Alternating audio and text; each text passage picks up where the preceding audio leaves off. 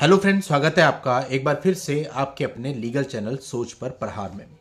दोस्तों, आज के इस वीडियो में एक प्रैक्टिकल एग्जाम्पल से आपको बहुत सारी चीज़ें मैं समझाने वाला हूँ।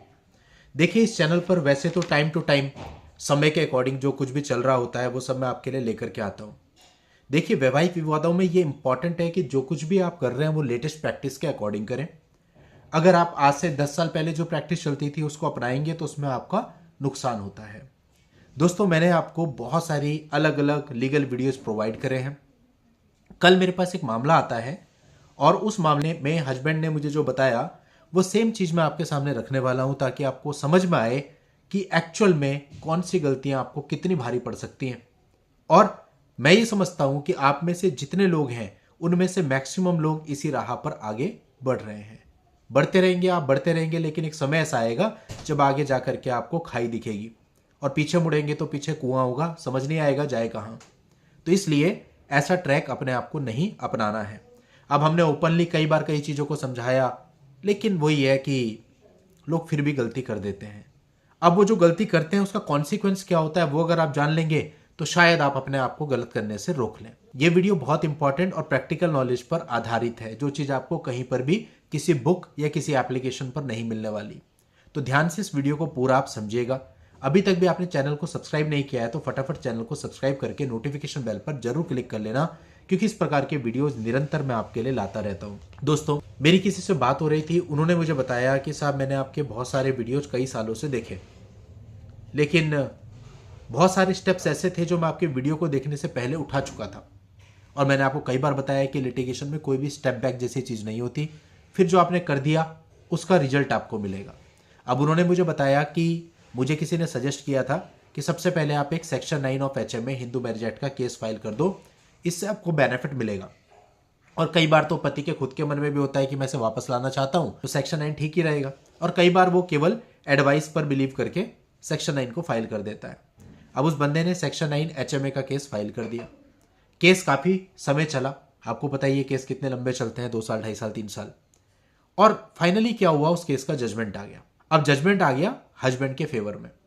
और आप सब लोगों को पता होगा कि सेक्शन 9 जितने लोग फाइल करते हैं उनमें से 90% लोग तो वाइफ को लाना ही नहीं चाहते।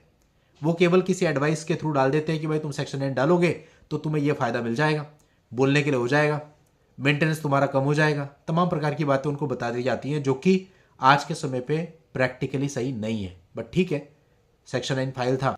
और कुछ मामलों में ऐसा होता है जहां लड़का वास्तव में लड़की को रखना चाहता है, इसलिए सेक्शन 9 HMA फाइल कर देता है। बट सेक्शन 9 HMA के बाद लड़की अपनी तरफ से बहुत सारे केसेस फाइल कर देती है आपके ऊपर, जो कि सारे फॉल्स होते हैं, एलिगेशन बहुत टॉप नॉच होते हैं, जिन्हें पढ़ने के बाद आपका विचार बदल जाता है कि साहब मैं तो इसको साथ नहीं रख सकता। लेकिन सेक्शन 9 आपने फाइल किया हुआ है, उसमें आप कोर्ट से प्रे कर रहे हैं कि मैं इसको साथ रखना चाहता हूं। सेम यही परिस्थिति इस मामले में बनी, लेकिन एट द एंड केस तो फाइनल हो गई। जब दोनों पार्टीज लड़ रहे हैं तो केस हस्बैंड के फेवर में फाइनल हो गया। मतलब वाइफ को आदेशित कर दिया गया कि जाकर के हस्बैंड के पास रहो। अब हस्बैंड को इस डिक्री का एग्जीक्यूशन फाइल करना होता है कि वाइफ को बाध्य किया जाए कि वो उसके पास आकर के रहे। और अगर हस्बैंड एग्जीक्यूशन फाइल नहीं करता है तो ये भी उसके लिए एक नेगेटिव पॉइंट कई बार रहता है कि साहब आपने सेक्शन 9 का केस ही फिर क्यों फाइल किया था जब आपने एग्जीक्यूशन ही फाइल नहीं करना था। अब इस मामले में भी ऐसा था कि हस्बैंड आज की डेट पर वाइफ को नहीं रखना चाहता था। अब इनिशियली तो वाइफ ने इसको अपोज किया, इस ऑर्डर को, लेकिन बाद में किसी ने समझाया होगा उसे, भाई तुम अपोज क्यों कर रही हो, तुम्हारे को तो ऑर्डर हुआ जाके रहने का, तुम जाके रहो, उसकी हालत वैसे ही खराब हो जाएगी। डेफिनेटली किसी ने समझाया होगा, तो उसने क्या किया, जो चैलेंज किया था उसको वापस ले लिया और एक लीगल नोटिस बना करके हस्बैंड को भेज दिया कि साहब इतनी इतनी तारीख को जजमेंट हुआ था, मेरे को आने का आदेश हुआ था आपके पास और आप आओ और मेरे को लेकर के जाओ। अब हस्बैंड फंस गया क्योंकि सेक्शन 9 खुद का डाला हुआ है, ठीक है जी। और वाइफ कह रही है कि मेरे को लेकर के जाओ, उसका उसने रिकॉर्ड पे लाने के लिए लीगल नोटिस भी भेज दिया। अब हस्बैंड तो लाएगा नहीं क्योंकि हस्बैंड तो लाना ही नहीं चाहता है। तो क्या होगा, बाकी के जितने केसेस चल रहे हैं, मेंटेनेंस का केस चल रहा है, मेंटेनेंस केस में हस्बैंड की प्ली है कि वो अपनी मर्जी से छोड़ के गई है और साथ में रहने को तैयार नहीं है। अब वाइफ चीख चीख के वहां पे कहेगी कि साहब इसने सेक्शन 9 डाला था, सेक्शन 9 का जजमेंट आया और जजमेंट के अकॉर्डिंग मैंने इनसे प्रेयर करी कि मेरे को लेकर के जाओ, ये रखने को तैयार नहीं है, तो मेरा मेंटेनेंस क्यों इस ग्राउंड पे खारिज किया जाए, मेरे को मेंटेनेंस मिलना चाहिए। तो डेफिनेटली मेंटेनेंस केस में हस्बैंड को नुकसान हो जाएगा और इसके अलावा भी कई केसेस में नुकसान हो जाएगा। तो यानी आपने वो काम किया जो आपको नहीं करना चाहिए।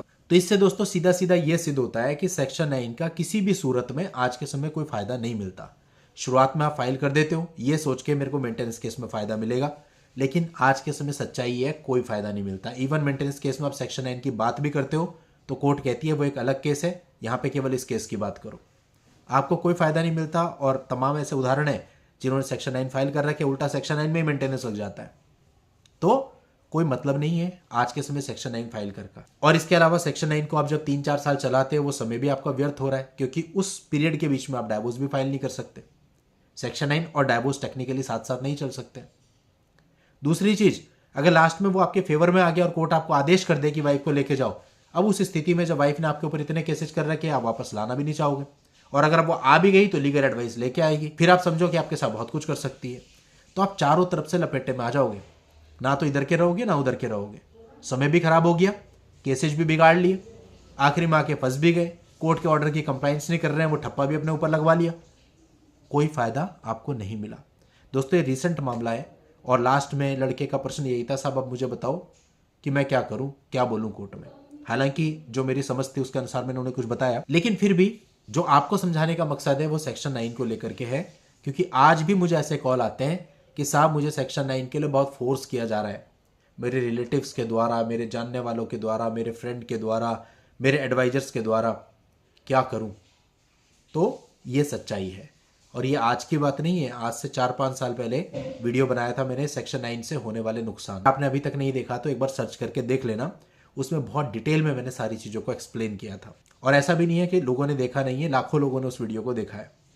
तो बहुत से लोगों को पता भी है आज के समय पे, पर फिर भी समय समय पर जो नए केस हमारे पास आते हैं उनका रेफरेंस लेते हुए हम आपको समझाने की कोशिश करते हैं, ताकि आप हर प्रकार की गलती से बचें और अपने मामले में जल्द से जल्द और सही तरीके से रिलीफ ले सकें।